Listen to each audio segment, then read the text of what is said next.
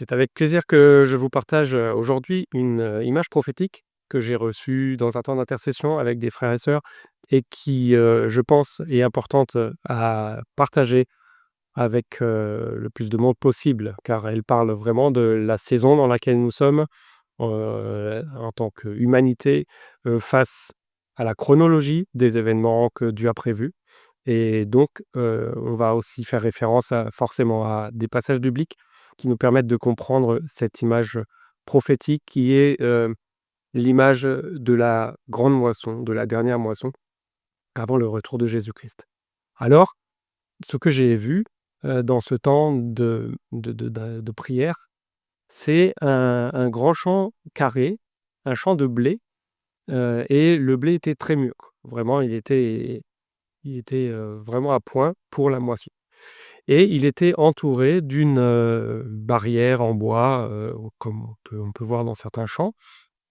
Sur, ces barrières, il y avait quelques personnes, mais très peu, qui regardaient le champ sans faire grand-chose. Et il y avait j j'ai discerné de petits portails, de petites entrées dans ce champ qui permettaient à quelques très faibles, personnes, enfin un très petit nombre de personnes qui rentraient dans le champ.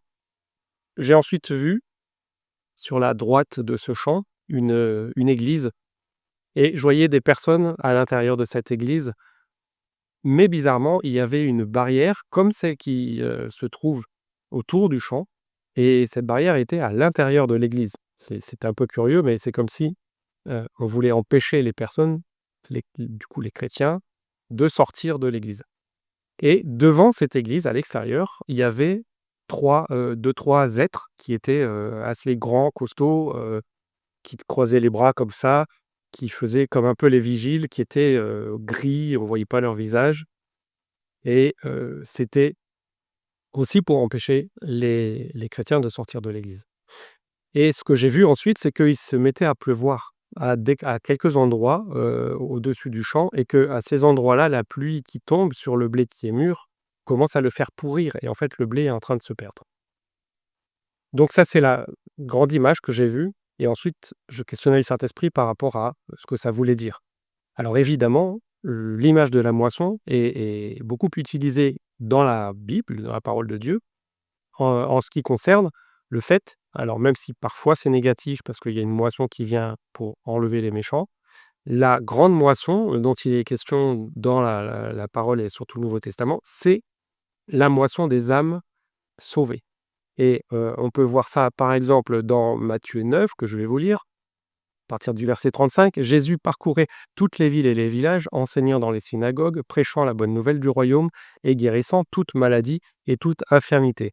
Là, on voit déjà qu'il ne reste pas cantonné à l'intérieur d'un bâtiment, d'une synagogue, mais qu'il va faire le travail de propager la bonne nouvelle.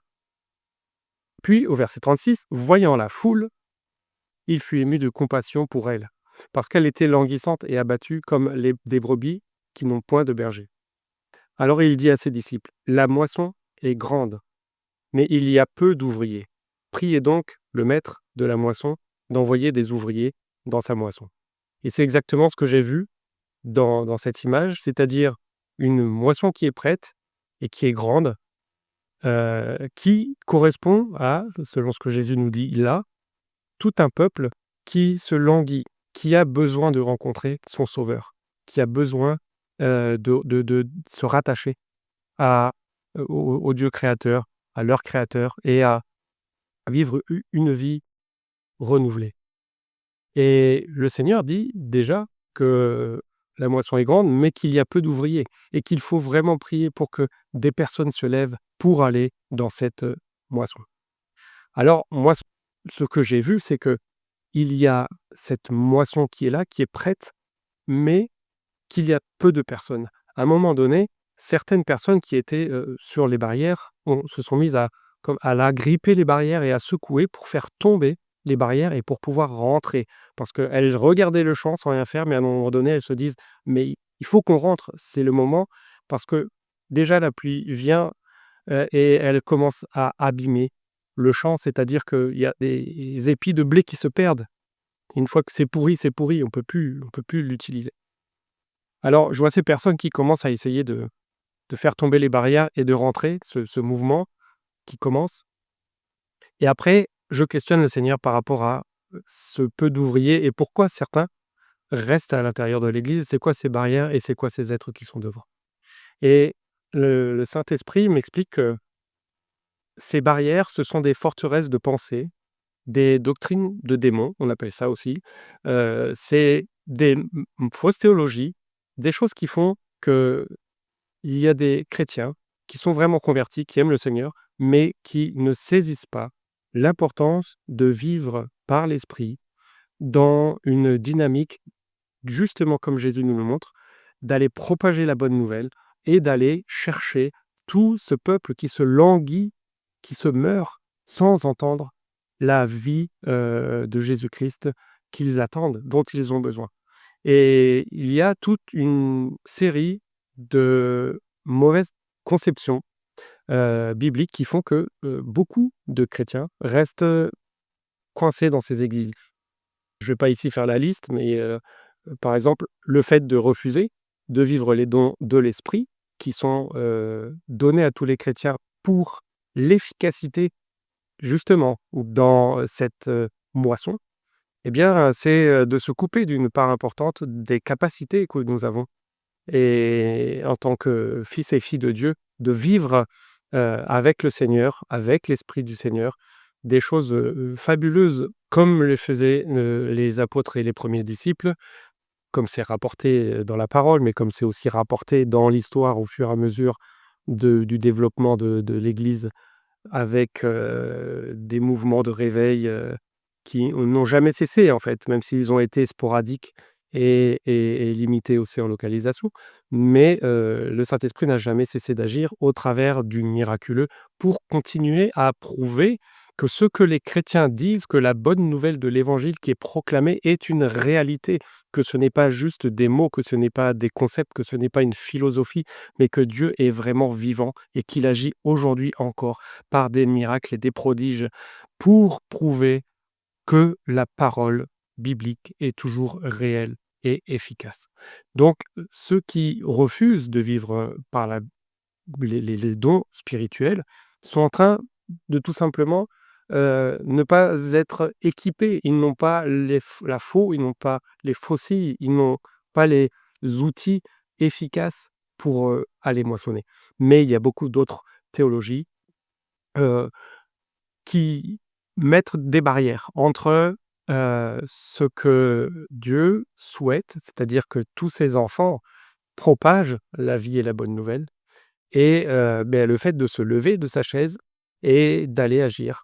Parce que, j'en ai entendu certains dire: «Mais de toute façon, à quoi sert d'évangéliser, d'aller parler de Jésus? Puisque s'il a prévu de sauver une personne, il va le faire quoi qu'on fasse».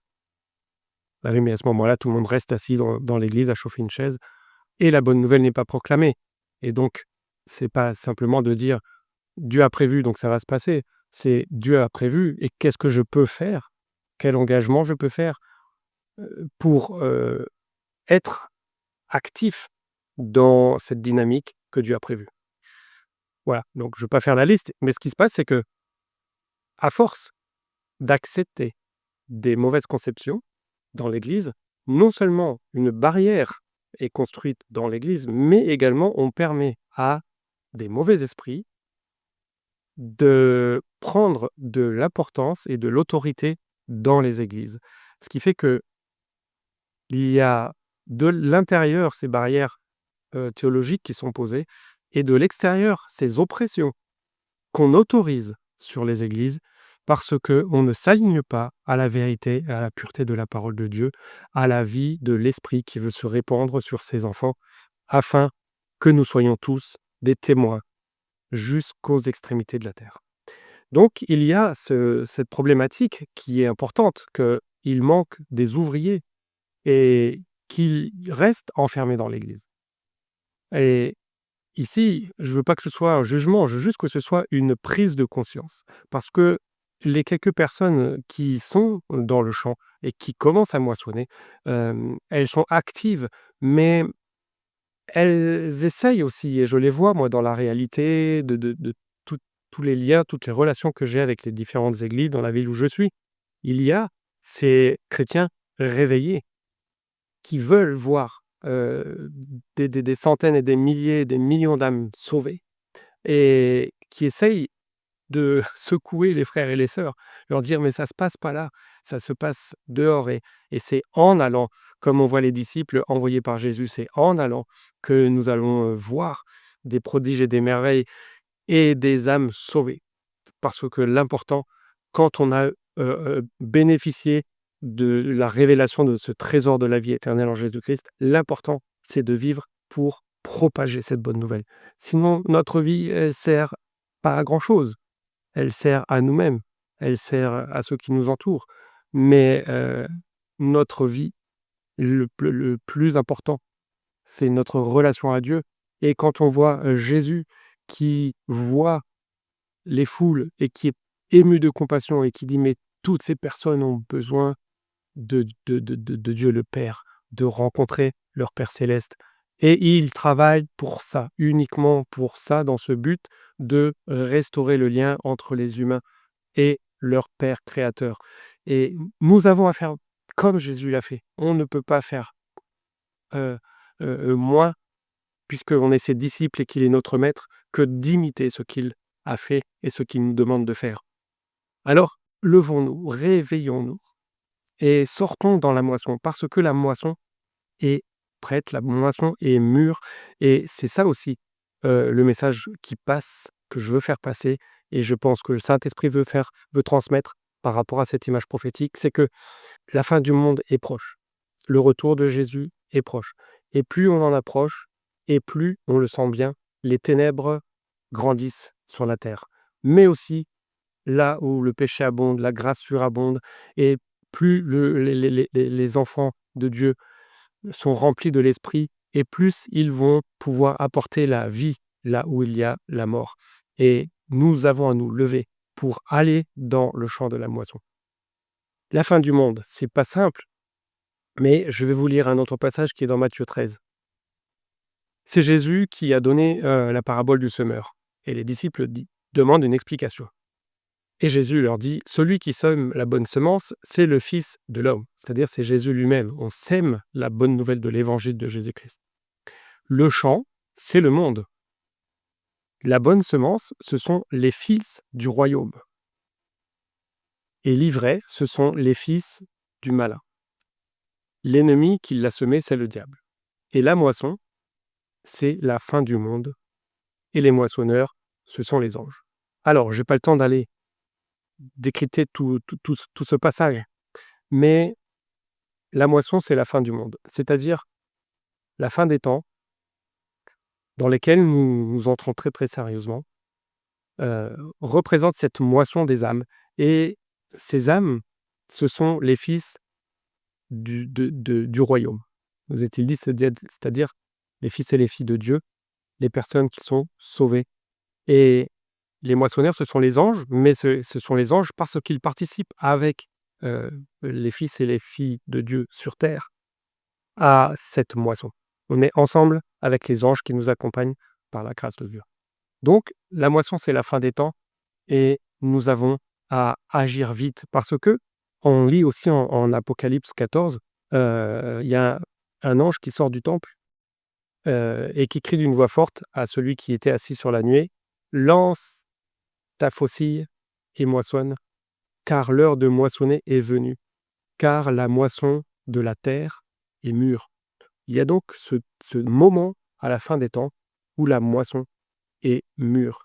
Et cette image qui m'est partagée et que beaucoup d'autres ont eu aussi, c'est que c'est le temps de la grande moisson. C'est le temps du grand réveil, c'est-à-dire beaucoup de chrétiens vont sortir de leur endormissement spirituel, vont se réveiller et vont aller propager cette bonne nouvelle. Et il va y avoir des milliers et des millions de personnes qui vont se tourner vers Jésus-Christ. Merci Seigneur, ça va être grand, ça va être grand. Mais il nous faut nous rendre compte de la saison et ne pas tarder. On n'a pas 50 ans, on n'a pas 25 ans, c'est maintenant et on sent dans beaucoup d'églises les prémices. On sent que les choses commencent à bouger dans ce sens-là et beaucoup de personnes qui nous entourent, la population de nos villes et de nos villages est dans l'attente et nous en voyons beaucoup qui recherchent Dieu, recherchent ce sens à leur vie, recherchent à comprendre pourquoi ils sont là et nous sommes, en tant que chrétiens, les porteurs de cette réponse, qui est Jésus-Christ. Il y a Jésus qui parle encore dans Jean 4, qui dit: «Ne dites-vous pas qu'il y a encore 4 mois jusqu'à la moisson? Voici, je vous dis, levez les yeux et regardez les champs qui déjà blanchissent pour la moisson.» Donc c'est un appel à avoir un regard qui n'est pas un regard humain, à dire: «On verra, on continue notre petit train-train et si on arrive à toucher quelques personnes, c'est bien.» Non, le Seigneur nous dit, heu: Reconnaissez le moment, le temps dans lequel vous vivez et rendez-vous compte que déjà les champs blanchissent.» Et c'est ce que j'ai vu dans cette image prophétique, que ces blés sont vraiment très, très mûrs et qu'il est grand temps de se mettre à les moissonner.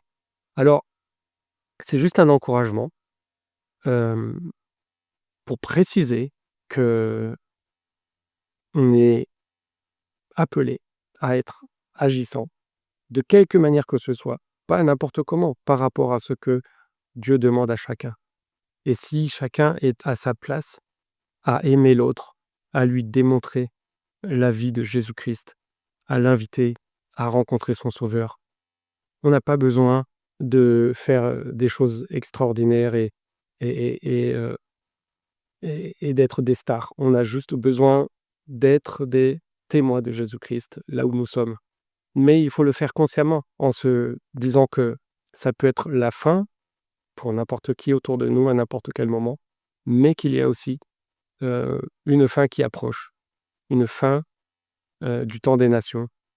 Ce que, on peut résumer comme l'Apocalypse, heu, avec cette vision de beaucoup de malheurs qui vont arriver sur l'humanité, comme un jugement, mais aussi comme une libération, pour que nous puissions entrer en ce temps de millénium qui est, le temps de repos que Dieu a prévu. Voilà, ça, j'aimerais aussi pouvoir, développer ça, faire plusieurs vidéos sur ce sujet-là. Si ça vous intéresse, n'hésitez pas à mettre en commentaire que vous êtes intéressé par le sujet. Mais voilà, j'aimerais terminer, ce partage par la prière pour que nous puissions aller et que nous puissions porter ce message. Le temps est très court et ce n'est pas pour mettre la pression, ce n'est pas pour, juger les uns ou les autres. C'est comme Jésus l'a fait, de dire: «Regardez autour de vous. Les gens souffrent, ils ont besoin de rencontrer leur Sauveur et Seigneur et nous sommes la lumière, qui apporte cette bonne nouvelle et nous ne devons pas rester dans les églises, à chauffer des chaises semaine après semaine et à nous éteindre et à nous barricader. Nous avons à être ambitieux pour le royaume de Dieu et ambitieux dans la volonté de porter la bonne nouvelle. Nous nous remettons devant toi, ô Dieu, toi qui es la source de tout, la source de la paix, de la joie, la source de la vie. Et nous voulons élever le nom de Jésus-Christ de Nazareth sur nos vies, sur nos villages, sur nos familles, sur nos villes, sur nos pays, pour que les moissonneurs se lèvent, pour que les chrétiens allument, se réveillent et allument cette lumière qu'ils sont et la propagent. Et nous réclamons vraiment, avec le concours des anges, que les chrétiens de France et d'ailleurs se lèvent et entrent dans le champ de la moisson et aillent moissonner. C'est le temps Seigneur, Saint-Esprit, parle-nous et envoie-nous.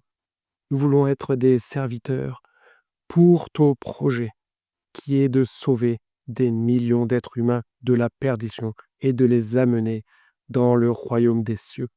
Et c'est le plus beau projet de l'univers et nous voulons y participer avec joie, avec engagement, avec persévérance et être remplis de l'Esprit du Seigneur qui nous équipe pour ce travail. Et merci pour tout l'amour que tu mets dans nos cœurs pour les âmes qui se perdent, que nous soyons émus de compassion comme notre Seigneur Jésus et que nous puissions aller oser être audacieux pour propager cette bonne nouvelle de Jésus-Christ, mort et ressuscité pour nous ouvrir la voie de la vie éternelle et la présence du Père céleste. Amen. Et écoutez, si cet encouragement vous a touché, n'hésitez pas à partager le message, après la vidéo aussi si vous voulez, et à continuer à être à l'écoute du Saint-Esprit, car il veut parler pour nous aider à avancer dans ce chemin, dans cette mission, dans cette grande moisson. Que Dieu vous bénisse.